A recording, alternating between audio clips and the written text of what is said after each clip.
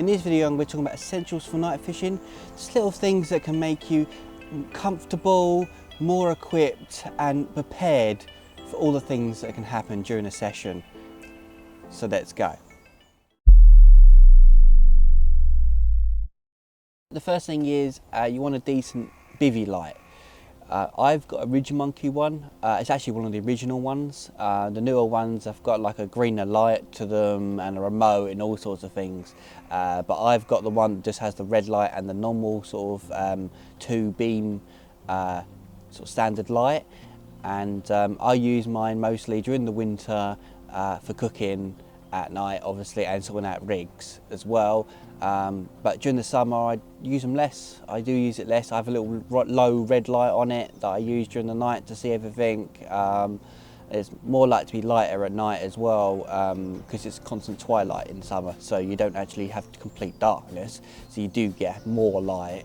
But you just want to make sure you've got a decent light, especially, you know, them long winter nights as well. Like I said, you want a decent light because you don't want something that's going to let you down and you're stuck in the middle of the night in the winter, miserable, and you want to be able to see everything and you just feel like the darkness never ends.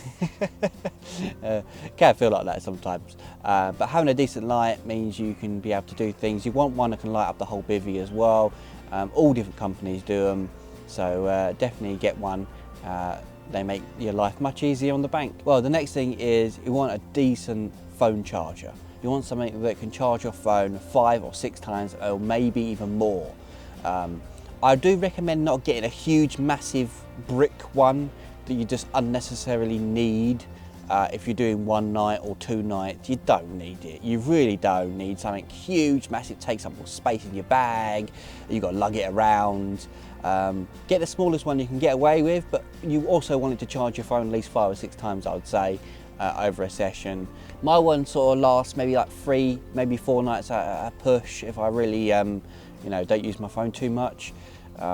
So again, unnecessarily don't need a huge, massive brick one. Just want one that can charge your phone that you specifically got. All different phones will have different amounts of power it needs to charge it, so you just got to make sure you get the right one for your phone. The next one is a spare head torch. What I'm talking about is you have your main one, maybe you've got a fishing one, maybe you've just got a really decent head torch. I wouldn't have 100% reliance on it. I really wouldn't. Even though you've got a reliant one you think you're relying on, if you forget to charge it, if it's a rechargeable one, or if it's just one that has batteries in it, and you think you're putting all your confidence in that that's going to work, and you end up doing 2 or 3 nights and it packs up within that 2 nights, and if you're somewhere where you can't get to anywhere, if you're in the middle of nowhere, you really are going to struggle seeing anything. So I recommend getting a cheap head torch and putting batteries in it and putting it in your bag as a spare.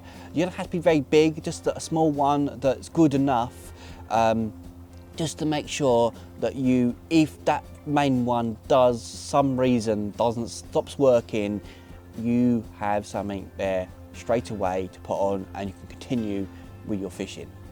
So I always recommend taking a spare one. The next one is probably the most important one, a decent sleeping bag. You want a proper 4-season or even a 5-season sleeping bag. You want one with a decent zip on it as well for them colder nights, and you definitely need one. People think that you can just go and do a night and you go, oh yeah, I'll just take any old sleeping bag, or I'll just buy this cheap sleeping bag. No, you will be miserable and cold, and don't forget that you're going to have a lot of moisture in the air at night as well. Not less during the summer, but I would say more during the winter and spring. Some autumn does get quite like that as well, so pretty much summer is pretty much the only time you don't get too much of it. But the other times of the year, you're going to get covered, and the whole entire sleeping bag could be soaked. If you've got a decent bivvy, it does protect you a little bit. But I don't think there's a bivvy out there that can protect you 100%. I do recommend an addition to that, to get a waterproof cover for your sleeping bag, and that will ensure that you won't get soaked at all, and your sleeping bag will be nice and toasty. So yeah, that's something else to get. Also, you can actually get heated sleeping bags that you plug in a portable charger into it, and it basically warms it up. You can either warm it up before you get in there, or I don't recommend probably keeping it on because that's a bit crazy really. I think you'd be well hot in it. But yes, you can get those heated sleeping bags, and apparently they're really, really good. I haven't got one myself. I've done it down to like -6 in my sleeping bag, and mine's a 4 season. So you're going to have to be some proper Arctic conditions to get a heated sleeping bag. Unless you want to sleep in practically nothing, then get a heated sleeping bag. It'll be really comfortable. Comfortable and warm is essential. I find that as long as you're warm and comfortable and dry, you are happy, and you're going to keep going and give you more confidence in your session, definitely. And the next one is just as important as well, taking plenty of water with you. You do not want to get dehydrated. You feel miserable, horrible, sick, have headaches, and it's horrible. It's not nice. I've had it a few times, and it's not nice at all. When you're fishing somewhere that you can't go anywhere, you got nowhere to go, and you're drinking water at an immense rate. You want to make sure you're taking plenty with you. I recommend getting a refillable one as well. Don't go out and buy bottles of water, you don't need it.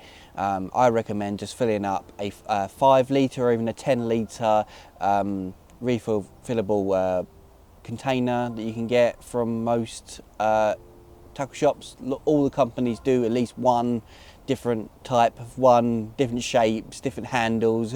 There's a whole array of them out there, but I recommend getting one that is decent size. You can always get a 5 litre one if you're going a long way, and then having maybe a 2.5 or another 5 litre one, maybe put it in your car, and you know, obviously somewhere a bit more cooler in your car. You don't want to warm it up or anything.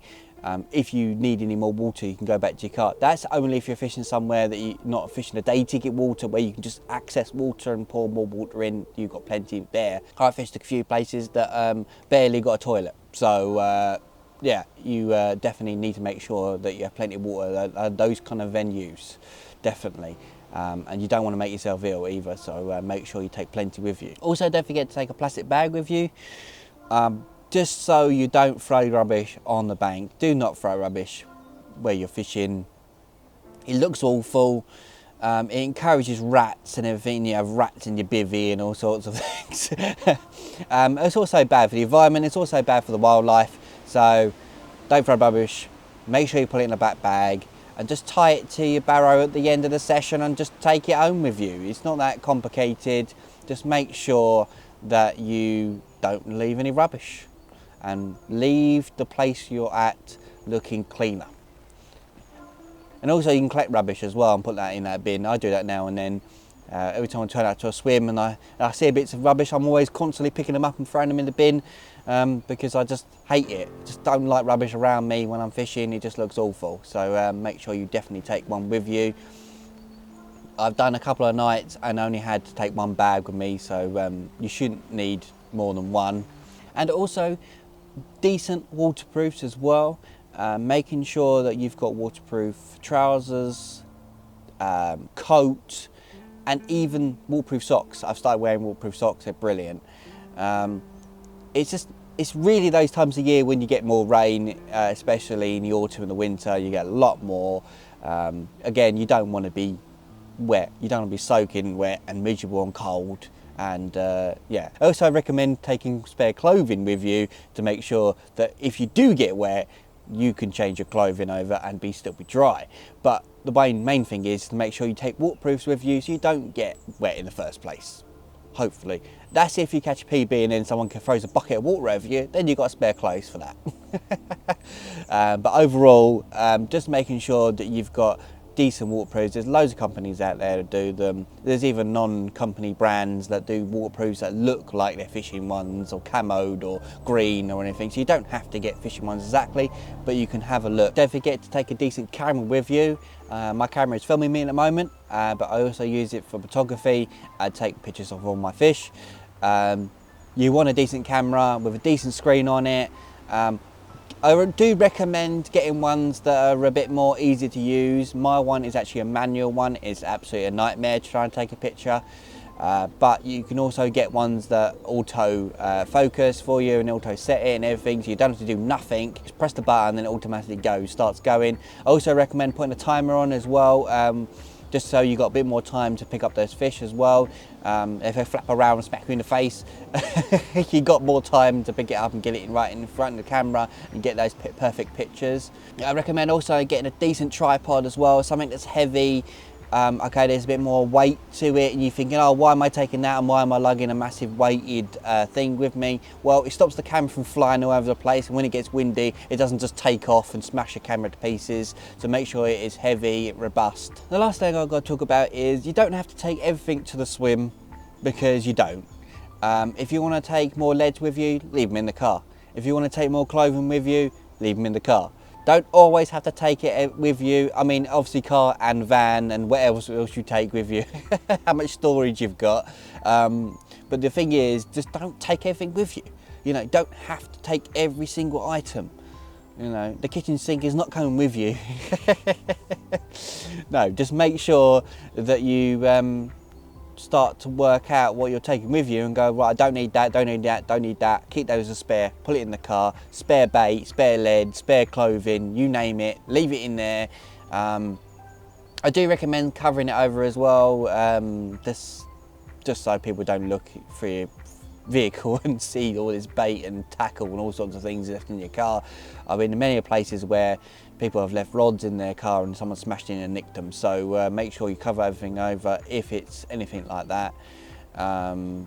Mostly bait won't be interested in, but other things they might be, so yeah, just recommend just covering it over with a sheet or something like that. Everything, I am going to be sorting out some Amazon links to items that are in this video. It's going to be in the description below, so if you want to have a look at some of these items, if you haven't got any of these things or haven't thought of these kind of things, this is what this video is for, to make sure that you're prepared when you go and do your nights.